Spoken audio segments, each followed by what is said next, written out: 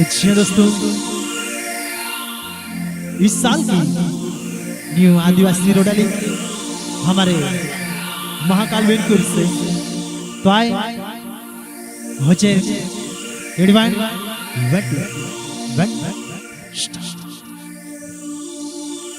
राजू मामा पोयरी आवाज भैयाली चुबाने राजू मामा पोयरी आवाज भैयाली चुबाने गोगवा मत मोने चलबा सिंगते तुलले तो चाहबा गोगवा मत मोने चलबा सिंगते तुलले तो चाहबा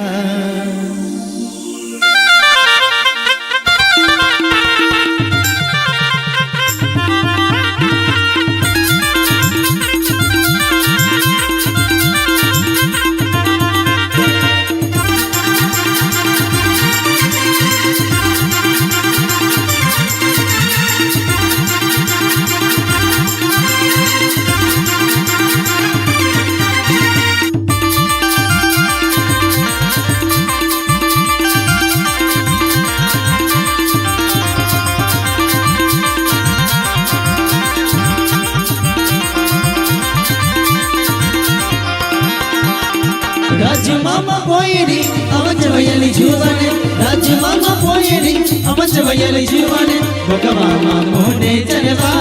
सिंगते तुले तो जहवा गोगवा मोने चलबा सिंगते तुले तो जहवा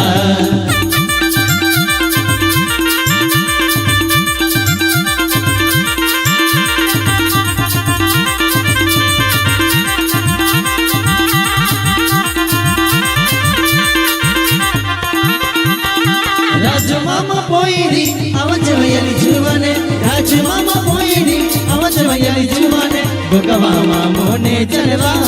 सिंगते तुले तो जहवा गोगवा मोने चलबा सिंगते तुले तो जहवा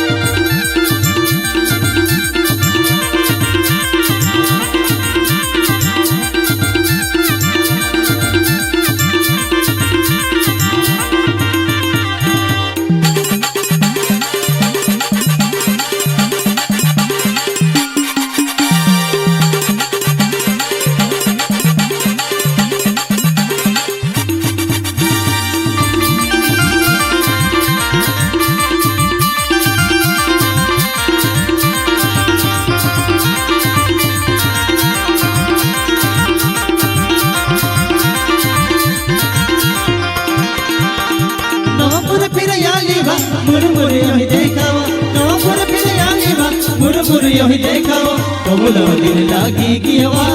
सिंगते तुले तो जहवा कबूलो दिल लागी गियवा सिंगते तुले तो जहवा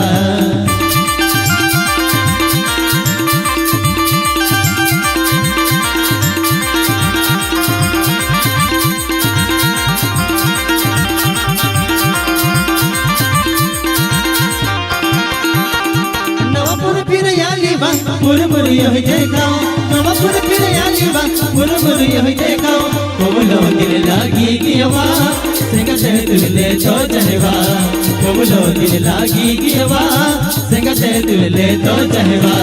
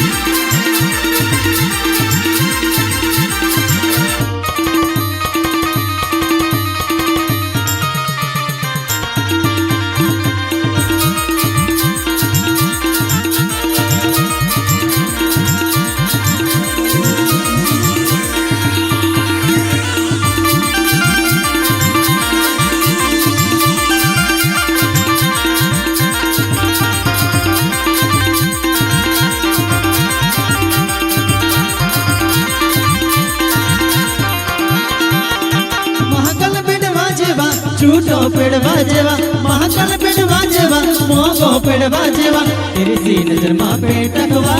सेंटे तो भलाई नहीं मरवा तेरी सी नजर माँ पे टकवा सेंटे तो भलाई नहीं मरवा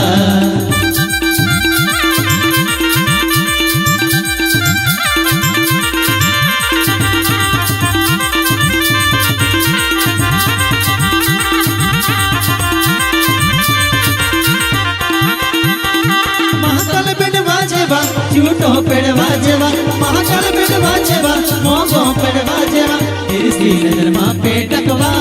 सेंटे तो भलाई नहीं मरवा तेरी सी नजर माँ पे टकवा सेंटे तो भलाई नहीं मरवा